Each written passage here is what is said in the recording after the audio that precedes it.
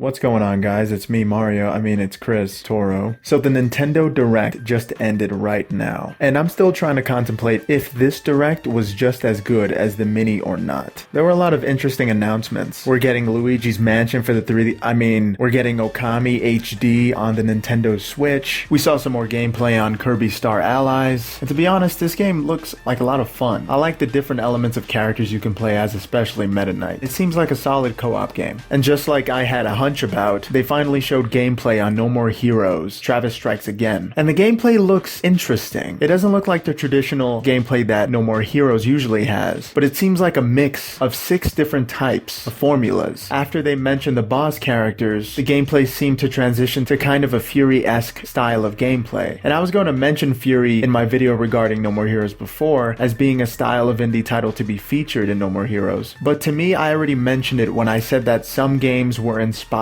by No More Heroes. The Direct also showed more gameplay on Dark Souls, which looks pretty solid. And they also announced Captain Toad Treasure Tracker for the 3DS and Switch. And I know a lot of people were looking forward to that, so I'm happy that finally got announced because it seems more than fitting to come out on the Switch. And surprise, surprise, we're getting Crash Bandicoot The Insane Trilogy, as well as Little Nightmares. I've been looking forward to both of these titles as well. I was also very surprised when they announced South Park The Fractured But Whole, seeing how it's one of the most vulgar games out there. Well, actually, the first one was more vulgar than the second. I hope that's not the reason why they're only porting the second one, but I'm happy regardless. And they also revisited a lot of other announcements that they already told us about, including some unexpected content for Splatoon 2 and ARMS. I know a lot of people haven't visited these games for a while, but it's only been a few months. I think Splatoon 2 at least is still relevant, and I'm kind of looking forward to that storyline. The announcement itself isn't what I had a problem with. The Direct wasn't perfect, mostly because it felt like they were biding time. There was some point in the Splatoon 2 trailer where the character's just walking through the train, and she just keeps on walking for no reason. There's nothing interesting going on except for her just walking in a straight line. And the only thing I was thinking was that they could have used that time for something more substantial like an announcement. But we got a lot of Splatoon, so you could bet at the end when they said we have one more announcement and they showed another Splatoon clip, I was pretty confused. But as soon as that clip started to drag on a little too long, the first thought that popped into my head was Super Smash Brothers. Definitely Super Smash Brothers. And what do you know, we got an announcement for Super Smash Brothers,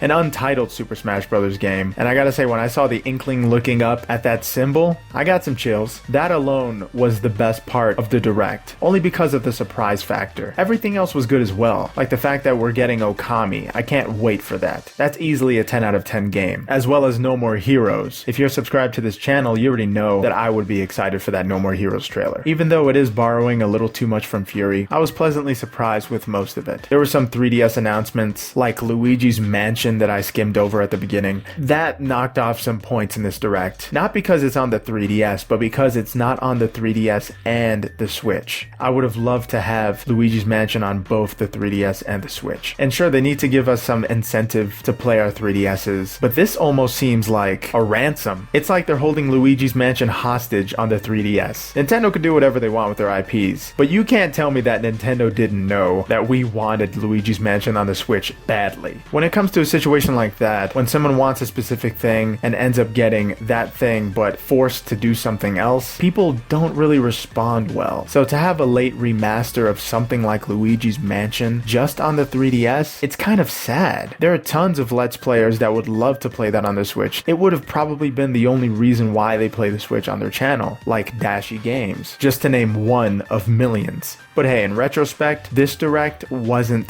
that disappointing. We still got Smash, Okami, No More Heroes if you care about it, Crash, South Park, and we also got Undertale, as well as Captain Toad. That's already a handful of solid games. Even though some of them are ports, a game like the new South Park isn't that old. So yeah guys, let me know what you think about today's Nintendo Direct. Do you think it was disappointing, bad, or okay like I do? And thanks for watching. Have a good one guys. Later.